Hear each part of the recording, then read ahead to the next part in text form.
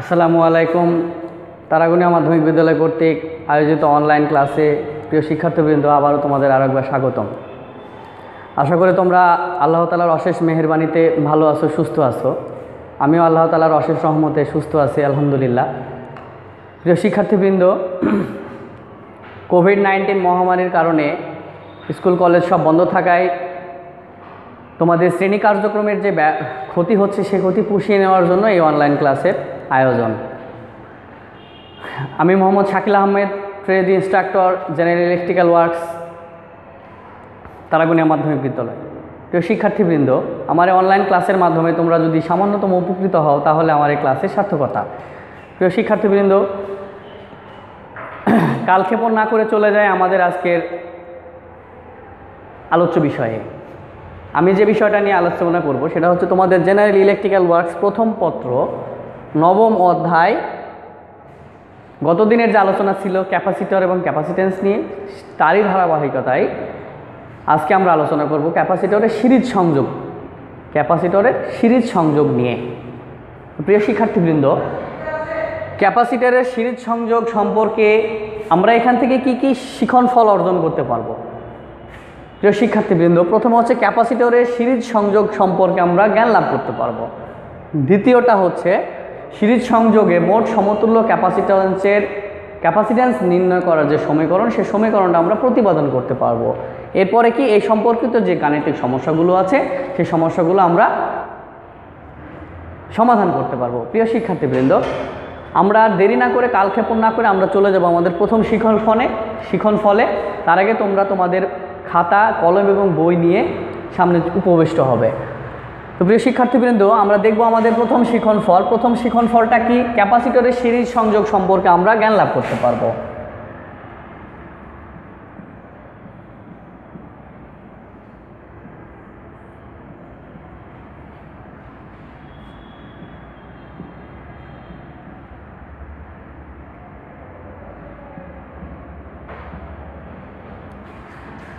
তাহলে 2 বা ততোধিক ক্যাপাসিটর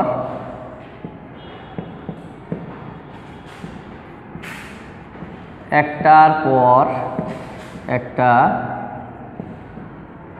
সংযোগ করে যে সংযোগ করাকে ক্যাপাসিটরের সিরিজ সংযোগ বলে। প্রিয় শিক্ষার্থীবৃন্দ, আমাদের প্রথম শিখন ফল হচ্ছে ক্যাপাসিটরের সিরিজ সংযোগ সম্পর্কে আমরা জ্ঞান লাভ করতে পারবো। তাহলে ক্যাপাসিটরের সিরিজ সংযোগটা কাকে বলতেছে? যে কতগুলো ক্যাপাসিটর একটার পর একটা সংযোগ হয়ে যে সার্কিট হয়, সেটা হচ্ছে ক্যাপাসিটর, সিরিজ ক্যাপাসিটর। কতগুলো ক্যাপাসিটরকে একটার পর একটা সংযোগ করাকেই সিরিজ ক্যাপাসিটর বলা হয়। প্রিয় শিক্ষার্থীবৃন্দ, আশা করি তোমরা বুঝতে পেরেছো। আমরা চলে যাব আমাদের দ্বিতীয় শিখন ফলে। আমাদের দ্বিতীয় শিখন ফলটা হচ্ছে ক্যাপাসিটরের সিরিজ সংযোগে মোট ক্যাপাসিট্যান্স নির্ণয় করা সমীকরণ প্রতিপাদন করতে পারবো। প্রিয় শিক্ষার্থীবৃন্দ,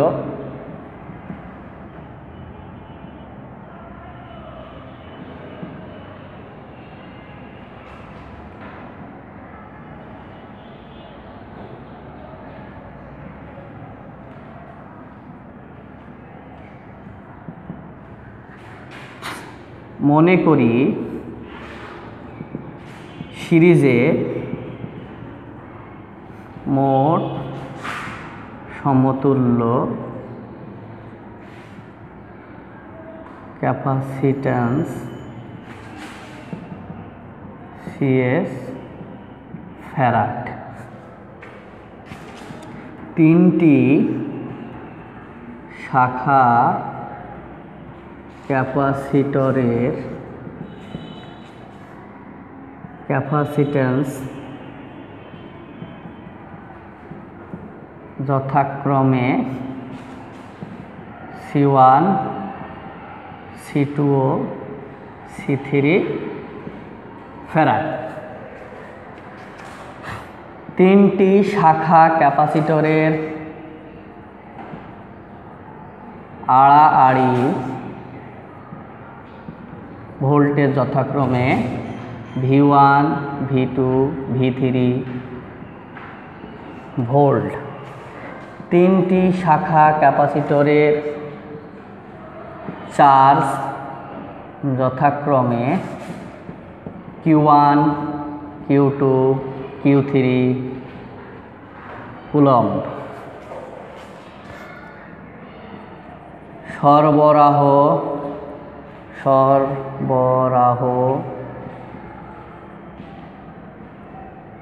সরবরাহ ভোল্টেজ V ভোল্ট এবং মোট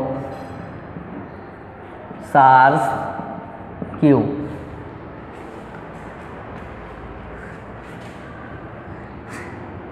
আমরা জানি সিরিজ সংযোগে Q = Q1 = Q2 = Q3, আবার V = Q ভাগ CS। তাহলে V1 = Q ভাগ C1 সমান Q ভাগ C1।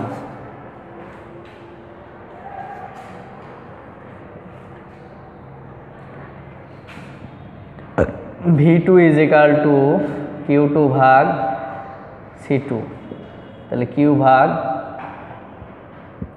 C2। V3 = Q3 ভাগ C3, Q ভাগ C3।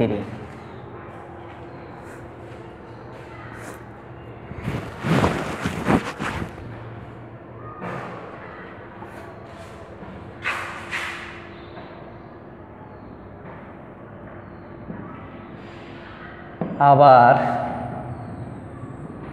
সিরিজ সংযোগে V = V1 + V2 + V3, বা V সমান হচ্ছে Q ভাগ CS, Q ভাগ C1, Q ভাগ C2, Q ভাগ C3, বা Q CS = Q1/C1 + 1/C2 + 1/C3। অতএব 1/CS = 1/C1 + 1/C2 + 1/C3। n সংখ্যক ক্যাপাসিটর সিরিজে থাকলে 1/CS = 1/C1 + 1/C2 + 1/C3 ... 1/CN।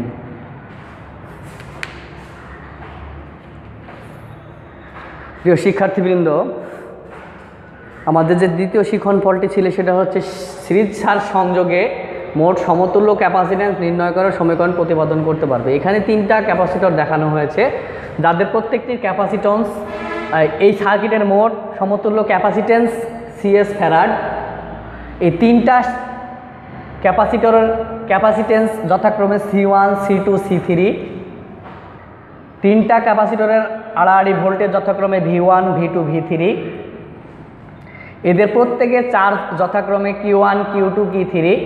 সার্কিটের মোট সরবরাহ ভোল্টেজ যদি V হয় এবং মোট চার্জ যদি Q হয়, তাহলে আমরা সিরিজ সার্কিট সম্পর্কে ক্যাপাসিটরের সিরিজ সার্কিট হতে পাই কি, যে সার্কিটে যে চার্জ থাকবে, ক্যাপাসিটরের সংযোগে যে চার্জ থাকবে, প্রত্যেকটা ক্যাপাসিটরে সে একই চার্জ থাকবে। অর্থাৎ কি, Q = Q1 = Q2 = Q3। অর্থাৎ এখানেও যে চার্জ থাকবে প্রত্যেকটা ক্যাপাসিটরেও সেই একই চার্জ থাকবে। এটা সিরিজ সার্কিটের, অর্থাৎ ক্যাপাসিটর সিরিজ সার্কিটের বৈশিষ্ট্য অনুযায়ী আমরা পাই। আবার আমরা কি জানি যে V = Q ভাগ CS, V = Q ভাগ CS। তাহলে এটা হলো মোট। এখন প্রত্যেকটা শাখার আমরা কি বের করতে পারবো? ভোল্টেজ বের করতে পারবো। ভোল্টেজ বের করতে হলে কি লাগবে? ওখানকার চার্জ লাগবে এবং ক্যাপাসিটেন্স লাগবে। তাহলে চার্জ Q1 ভাগ C1। তাহলে আমরা আগেই জেনেছি যে Q সমান Q1 সমান Q2 সমান Q3। তাহলে Q1 বাই C1 সমান কি লিখতে পারি আমরা? Q ভাগ C1। অনুরূপভাবে V2 এর ক্ষেত্রে কি আসবে? Q2 ভাগ C2 সমান Q ভাগ C2। অনুরূপভাবে V3 এর ক্ষেত্রে আসবে Q3 ভাগ C3 অর্থাৎ Q ভাগ C3। তো শিক্ষার্থীবৃন্দ, সিরিজ সার্কিটে আরও একটা জিনিস আমরা জানি যে সার্কিটে প্রয়োগকৃত মোট ভোল্টেজ প্রত্যেকটা ক্যাপাসিটরের ড্রপ ভোল্টেজের বীজগাণিতিক যোগফলের সমান হবে। তাহলে সার্কিটের মোট ভোল্টেজ কত? V, প্রত্যেকটা শাখা ভোল্টেজের বীজগাণিতিক যোগফল অর্থাৎ V1 plus V2 plus V3। তাহলে এখানে আমরা কি করব? জাস্ট মানগুলো বসাবো। V সমান আমরা কি জানি? V সমান আমরা জানি Q ভাগ CS। V সমান আমরা পেয়েছি Q ভাগ CS। V1 সমান আমরা কি পেয়েছি? Q ভাগ C1, এই যে Q ভাগ C1। V2 সমান আমরা কি পেয়েছি? Q ভাগ C2, Q ভাগ C2। V3 সমান আমরা পেয়েছি Q ভাগ C3। প্রিয় শিক্ষার্থীবৃন্দ, এখান থেকে Q আমরা কমন নিতে পারি। Q কমন নিলে 1 ভাগ C1 প্লাস 1 ভাগ C2 প্লাস 1 ভাগ C3। এই Q আর এই Q কেটে যায়। এখন কি থাকে? উপরে থাকে 1, নিচে থাকে CS। তাহলে 1 ভাগ CS ইজ ইকাল টু 1 ভাগ C1 প্লাস 1 ভাগ C2 প্লাস 1 ভাগ C3। যদি n সংখ্যক ক্যাপাসিটরকে সিরিজে সংযোগ করা হয় তাহলে সেই ক্ষেত্রে কি হবে? 1 ভাগ CS ইজ ইকাল টু 1 ভাগ C1 প্লাস 1 ভাগ C2 প্লাস 1 ভাগ C3 ডট ডট ডট 1 ভাগ CN। n সংখ্যক ক্যাপাসিটর যদি সিরিজে সংযোগ করা হয় তাহলে মোট ক্যাপাসিটেন্স হবে এটা। প্রিয় শিক্ষার্থীবৃন্দ, এখানে CS দ্বারা বোঝানো হয়েছে সিরিজ ক্যাপাসিটেন্স, সিরিজে মোট ক্যাপাসিটেন্স। প্রিয় শিক্ষার্থীবৃন্দ, আশা করি তোমরা তোমাদের দ্বিতীয় শিক্ষণফলটি বুঝতে পেরেছো। আমরা চলে যাব এখন আমাদের তৃতীয় শিক্ষণফলে, অর্থাৎ এই সম্পর্কিত একটি গাণিতিক সমস্যা আমরা সমাধান করে দেখব।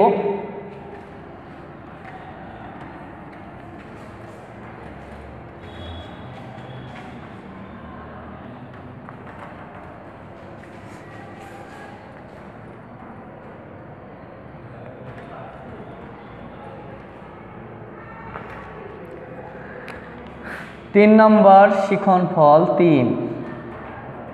তোমাদের পাঠ্য বইয়ে একটি অঙ্ক আছে 5, 10, 20, 25।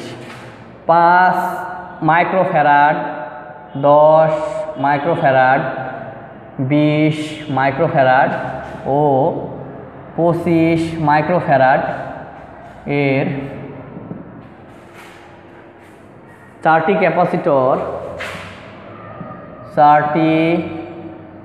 ক্যাপাসিটর সিরিজে সংযোগ করলে মোট সমতুল্য ক্যাপাসিট্যান্স নির্ণয় করো। প্রিয় শিক্ষার্থীবৃন্দ, এই হচ্ছে একটা অঙ্ক বা গাণিতিক সমস্যা, এটা আমরা সমাধান করার চেষ্টা করব।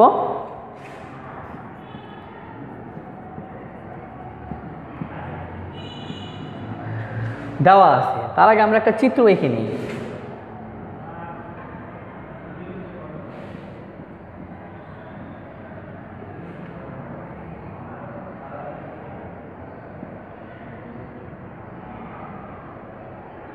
C1, C2, C3, C4।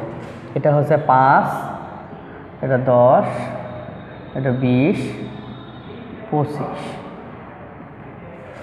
প্রিয় শিক্ষার্থীবৃন্দ, প্রত্যেকটা অঙ্ক করার আগে বা গাণিতিক সমস্যা করার আগে তোমরা এই চিত্রগুলো অবশ্যই এঁকে নিবা, তাহলে তোমাদের প্র্যাকটিস করতে বা মনে রাখতে সুবিধা হবে।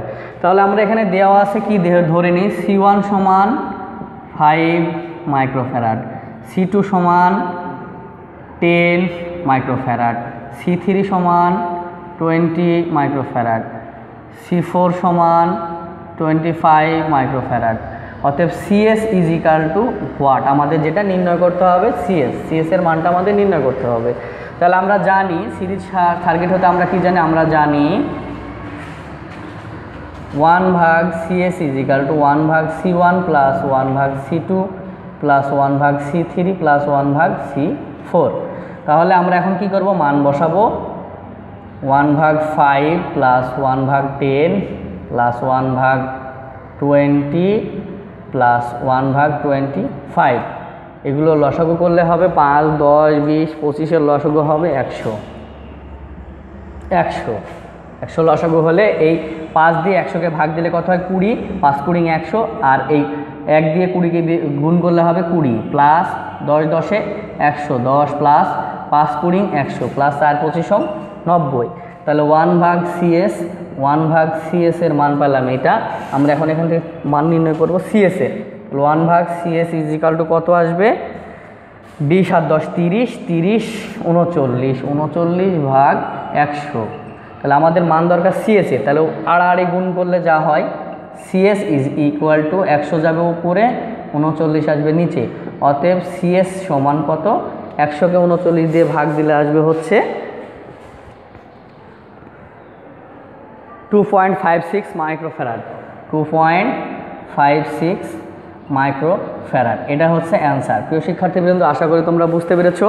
এখন আমি তোমাদের একটা বাড়ির কাজ দেব, বাড়ির কাজ দিয়ে আমার ক্লাস আজকের মতো শেষ করব।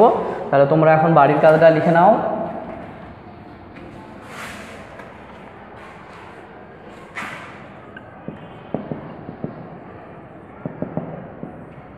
তোমাদের পাঠ্য বইয়ের 51 ও 52 পৃষ্ঠা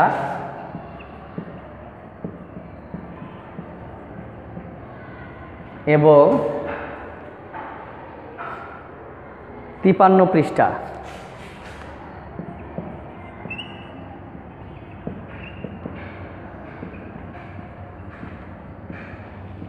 পৃষ্ঠার সমস্যা 2, এটা তোমাদের বাড়ির কাজ। প্রিয় শিক্ষার্থীবৃন্দ, এই মহামারী কোভিডে তোমরা অবশ্যই ঘরে থাকবে, বাসার বাইরে বের হবে না, বের হলে প্রয়োজন ছাড়া বের হবে না। প্রয়োজনে যদি বের হতে হয় অবশ্যই মুখে মাস্ক এবং স্যানিটাইজার সাথে নিয়ে বের হবে। সুস্থ থাকো, ভালো থাকো, এই দোয়ায় আজকের মতো বিদায় নিচ্ছি। আসসালামু আলাইকুম ওয়া রাহমাতুল্লাহ।